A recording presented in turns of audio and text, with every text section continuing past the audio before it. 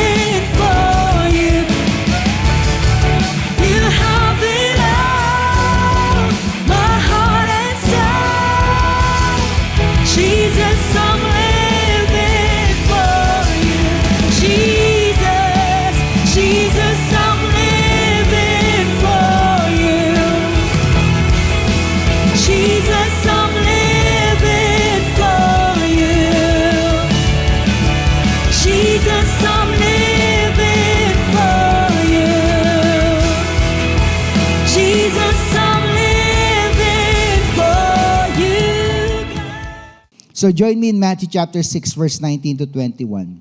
Do not store up for yourselves treasures on earth where moths and vermin destroy, where thieves break in and steal.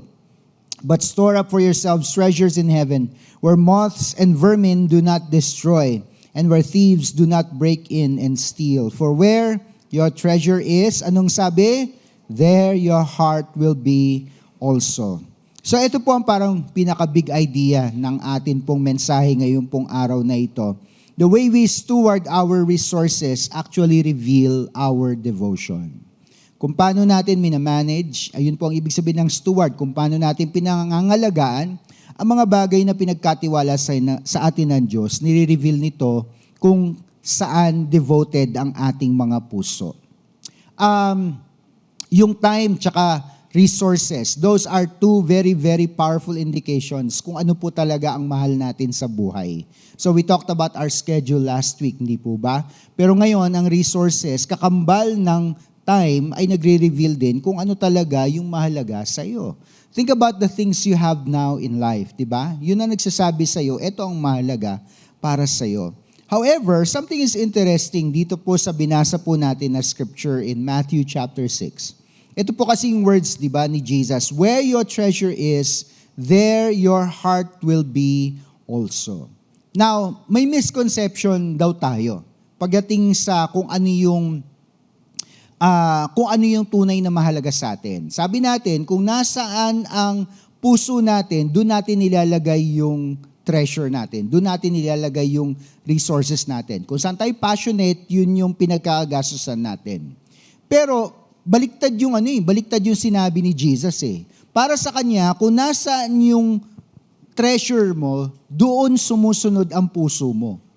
Para sa kanya, nauna yung treasure bago yung puso. Pero yung misconception natin, mauna puso, dun mapupunta yung ating mga resources. And the idea is this, our treasure often leads our hearts rather than our hearts leading our treasure. Nakuha niyo pa ba yung big difference na pinapakita sa atin ng scripture na ito?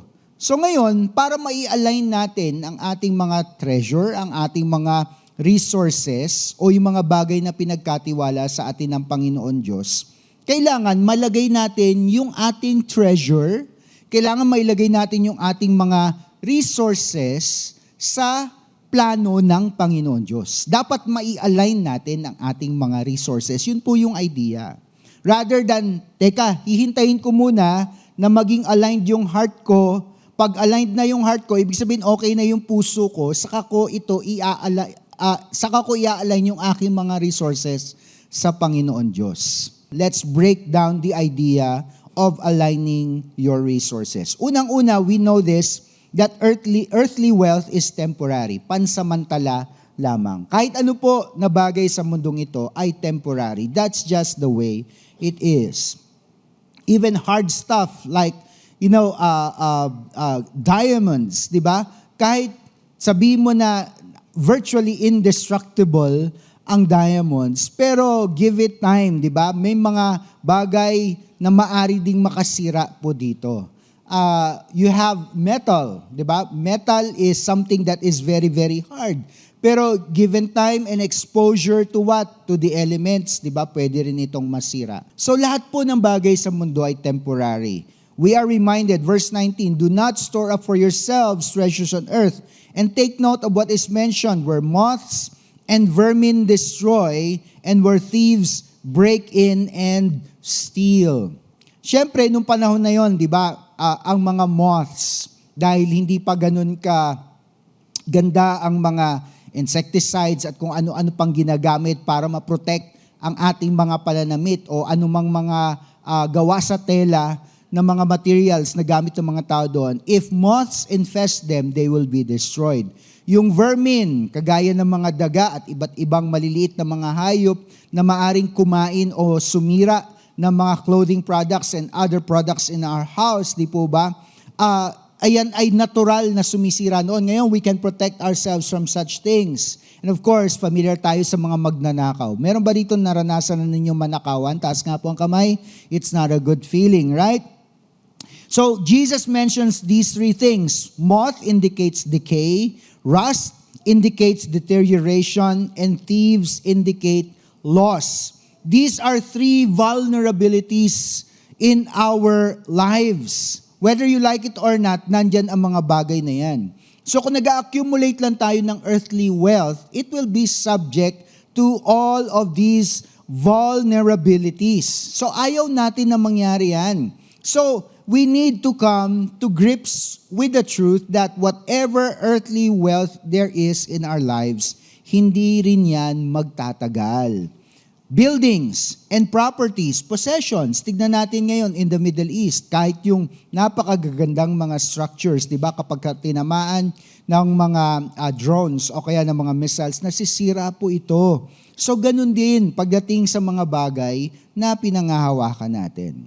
We may have things in our possession of sentimental value, but definitely kung ito ay 50 years old na, di ba, hindi na ito kasing ganda ngayon, compared sa nung unang panahon na nahawakan natin siya or nabili natin siya. Now, hindi sinasabi sa atin ng scripture na masama na bumili ng mga bagay. Hindi sinasabi ng scripture na masama ang pera. Definitely hindi po masama ang pera. Pero sinasabi ng scripture na huwag tayong magtiwala lamang sa pera. Huwag natin ilagay ang ating trust sa pera. Now, pastor, madaling sabihin yan, pero pag wala kang pera ngayon, kawawa ka. Totoo naman din yun, di po ba? Pero hindi sa pera ang tiwala. Ang tiwala ay nasa Diyos. Kasi ang provider si Lord. Kung magkakaroon ng pera, sino nag-provide? Si Lord. So dapat nasa Kanya ang tiwala. Nangyayari kasi misaligned ang ating trust. Napupunta dun sa material rather than on God Himself. Pero malinaw naman na sinabi ng Scripture na hindi masama ang pera. Yung pera mismo. Pero 1 Timothy 6:10 says, it is the love of money, yung pagmamahal sa pera. It is the root of all kinds of evil. Some people, eager for money, have wandered from the faith. So definitely, speaking of faith, ito yung mga taong naniniwala at nananampalataya sa Diyos, kaya lang na-sidetrack sila dahil nga sa kagustuhan nilang magkaroon ng maraming pera. At ano daw ang nangyari? They have pierced themselves with many griefs. Ibig sabihin, nagkaroon sila ng maraming problema at suliranin sa paghabol ng pera. Pero ito po yan, misalignment occurs when temporary things become ultimate things. So, kailangan bantayan natin ang ating mga puso. Yes, we can buy a car, we can buy a house, we can buy clothes, we can buy jewelry at kung ano-ano pa, brand new gadgets, pero dapat hindi sila ang ultimate. You buy these things because you need them. You do not buy these things because you just want excess in your life. Para po sa Panginoon Diyos na nagmamahal sa kanyang mga anak, di ba? Wala naman siyang ibang ninais para sa atin kung ano ang mabuti para sa atin. But sometimes we do not understand what is truly good for us. And when we do not understand what is good for us, that is when we buy excess rather than buying what we truly need. Number 2, we have to invest in what has eternal value. Kasi bakit ka nga naman mag-i-invest sa temporaryong mga bagay na eventually masisira din? If you have the option to invest on something that has eternal value, na definitely para sa mga nakakaintindi ng ibig sabihin ng investment, di po ba? It is wiser to invest in something that will benefit you rather than on something that you will simply enjoy for a short time. Matthew chapter 6 verse 20 tells us, do not store up for yourselves, but store up for yourselves treasures in heaven where moths and vermin do not destroy and where thieves do not break in and steal. Sino nga naman ang pwedeng sumira ng bagay na eternal? At sino magnanakaw ang pupunta sa langit para magnakaw? Definitely, hindi siya makakarating sa langit para gawin yon. The security of heavenly treasures and heavenly resources are protected by God. At dapat alam natin yon habang tayo ay nabubuhay sa mundong ito. Pupunta nga tayo sa bangko para i-deposito ang ating mga pera. Tama? Pero alam natin na may mga banking institutions na bumagsak na rin. At marami sa atin ang nawalan ng mga resources kasi nga nagsara yung mga bangko na iyon. O kaya yung mga insurance at kung ano-ano pa na ang ganda-ganda ng mga promotion. Tapos after some time bumagsak din, di ba? At maaring hanggang ngayon hinahabol pa rin natin yung pera na ininvest natin sa ganong klase ng mga institutions. Nag-i-invest si Jesus ng isang concept na actually it is heavenly but it is also earthly at the same time. Kaya lang dahil nanggaling ang idea na ito sa Panginoong Yesus, alam natin that it is wise for us to consider what He is saying.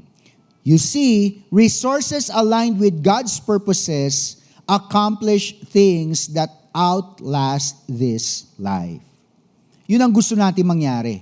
Na ang impact natin ay hindi lang limited sa buhay natin sa mundong ito, kundi kahit wala na tayo sa mundong ito, may nangyayari pa rin doon sa bagay na itinanim natin because it has eternal value.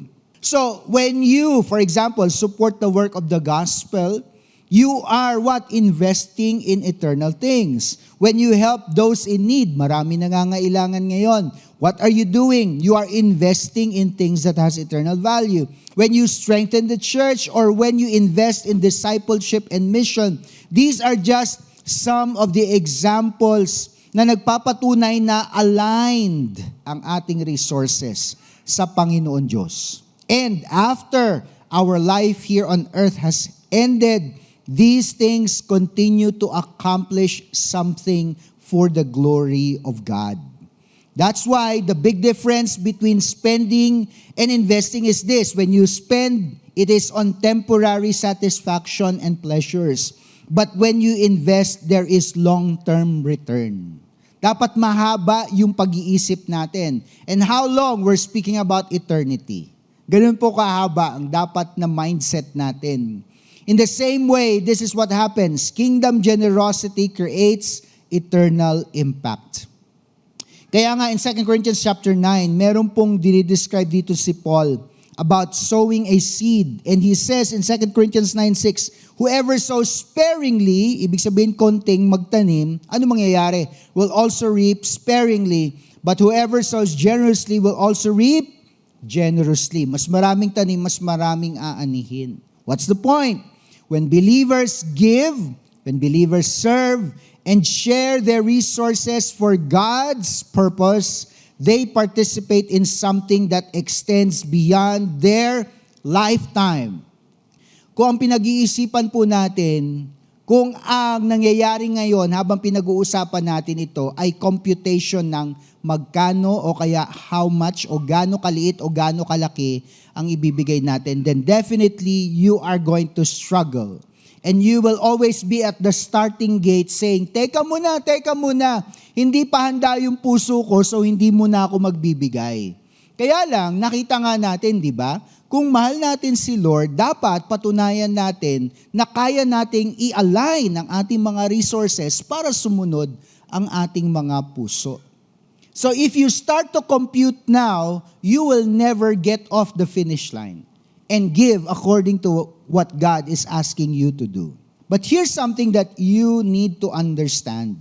You need to understand that God is not just working in us so that we can live kung gaano man kahaba ang maging buhay natin. So actually, your life has already extended beyond yours. Lalong-lalo na kung meron kayong mga anak. Pero actually, tinatawag pa tayo ng Lord sa mas malawak pang field para kumilos. Para isipin na hindi lang para sa akin, hindi lang para sa direct na family ko, kundi para sa mas malawak na plano ng Panginoon Diyos. So that leads us to number 3, your resources must direct your heart. Kagaya ng opening natin kanina. Not the other way around. Let my heart direct my resources o saan mapupunta yung aking resources. Verse 21, for where your treasure is, dun din daw ang iyong puso. There your heart will be also. What a revealing scripture. Bakit? Kasi ito nga, our hearts will follow our investments.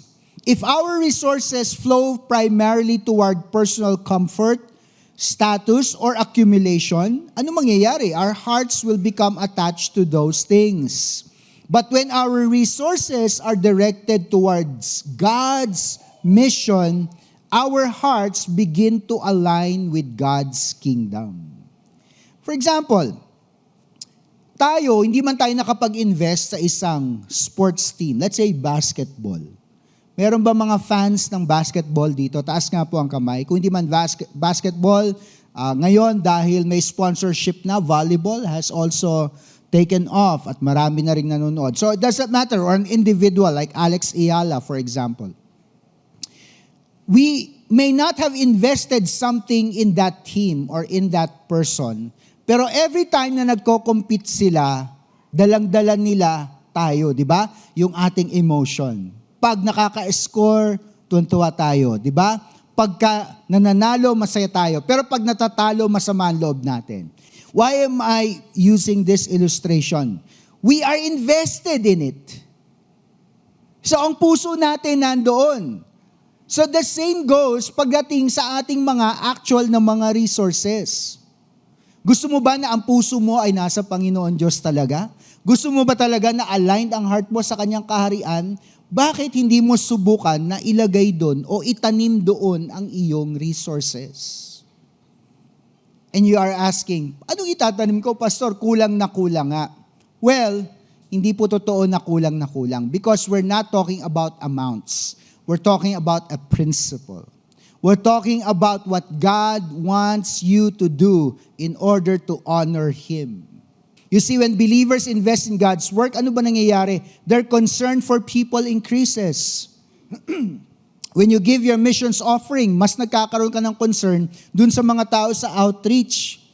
Nakakain ba sila? Natuturuan ba sila ng salita ng Panginoon Diyos? Kung meron pa rin hindi nakakatanggap sa Panginoon, may opportunity ba silang makarinig ang gospel so that they can accept Jesus Christ as Lord and Savior? You think about these things. Ano pa? Their passion for the church grows. Mas minamahal daw natin yung ating pong simbahan. Ano pa? Their awareness of eternal things or of eternal impact also deepens. So you need to understand that when you give generously, it is not just a financial matter, it is a transformational matter. Ano yung nagbabago? Una, ikaw yung nagbabago. Pangalawa, kung sino man ang magbe-benefit dahil sa iyong pagbibigay, nagkakaroon din ng pagbabago sa kanila. So eto po, binanggit natin kanina yung puso. God loves a cheerful giver. Pero eto po ultimately ang gusto kasi natin mangyari. We want our generosity to position us for God's provision. I want to ask you, noong nagsimulang magtaas ng mga presyo ng petroleum products, sino sa atin ang, you don't have to raise your hands by the way, sino sa atin nakaisip na, paano ko i-increase ang aking financial capacity? Paano ko patataasin ang kita ko? You don't have to raise your hand, but some of you started thinking about it. If you're a businessman, you're thinking, nako, kailangan kausapin ko yung mga suppliers ko. Anong dapat gawin, di ba? Wag nila masyadong taasan. You started thinking about these things. But unless yung mayaman na mayaman ka na at yung mga resources mo sobrang lawak na, yung kaya mong i-manage o i-maniobra siya to help cushion, di ba? Yung impact ng global na problema na ito, medyo hindi ka, maapektuhan ka, pero hindi ka gaya ng mga ordinaryong mga tao. So, let me speak to the ordinary people. Para sa mga ordinaryong mga tao, kagaya ko at kagaya mo, in the next week, in the next month, in the next 6 months, madodoble ba ninyo yung mga kinikita ninyo o sweldo ninyo? The answer is, medyo malabo. Kaya nga sabi ng Bible, who of you, among you, by worrying can add a single hour to his life? Pero alam niyo po ba, na pwedeng hindi tayo maapektuhan ng anumang krisis na nangyayari sa mundo kapag ka alam natin At nakikita natin na kahit na may problema, walang tigil ang pagdaloy ng provision ng Panginoon sa ating buhay. That's the solution right there. That's why we need to align our resources with God so that God can continue to provide in our lives. So we know this, right? 2 Corinthians 9, 6-11. Binasa natin kanina. Ito yung sinasabi ko. Each of you, verse 7, let's skip the first verse. Each of you should give what you have decided in your heart to give. Not reluctantly or under compulsion, for God loves a cheerful giver. Okay, alam natin yan. And God is able to bless you abundantly. So that in all things, come on, look at this, focus. In all things at all times, having all that you need, you will abound in everything you want to buy. Yun ba yung sinabi? Anong sabi? You will abound in every good work. Hindi sinabing magkakaroon ka ng abundance of His provision dahil nagbigay ka para mabili mo yung lahat ng gusto mo. Ano sabi? So that you will abound in every good work. That is why, that's the answer to the crisis. Align yourself with God. Align your resources with Him to abound in every good work. Let's skip the other scriptures. Ito ang gusto mangyari ng Panginoon. God wants to entrust His resources to those who are willing to steward these resources for His purposes. Yan ang hinahanap ng Lord ngayon. Sa panahon, kalaban na kalaban natin ang materialism. Kalaban natin ang takot dahil nga sa nangyayari globally. Ang sinasabi ng Panginoon, naghahanap ako ng mga taong pagkakatiwalaan ko ng aking mga resources at i-steward ito properly. You remember, di ba, the parable of the talents? Ano nangyari dun sa first two? They got these words from the master, "Well done, good and faithful servant. Enter into the joy of thy master." Pero para dun sa huli, anong sabi? "You wicked and lazy servant." Anong sabi? "Kunin ninyo to, itapon ninyo sa labas where there will be weeping and gnashing of teeth." Yun ang sabi. Tama? And that is something we do not want to hear from our master. We want to hear the words, "Well done, good and faithful servant." Ibig sabihin, may pinagkatiwala sa atin, we stewarded it properly. So yan ang hinahanap ng Lord. Anak, willing ka bang tanggapin ang resources ko to steward it properly and according to the scripture na binasa natin kanina, so that you can abound in every good work? That is what God is calling us to do. So this is not, ito pala yung paraan para yumaman. Ito pala yung paraan para hindi kami magutom. Hindi yun ang usapan eh. Kasi kung yung provision lang ng Panginoon Diyos ang pag-uusapan, not necessarily kingdom work, pangako na ng Lord yan sa kanyang mga anak. Ang part natin, magpasalamat sa provision.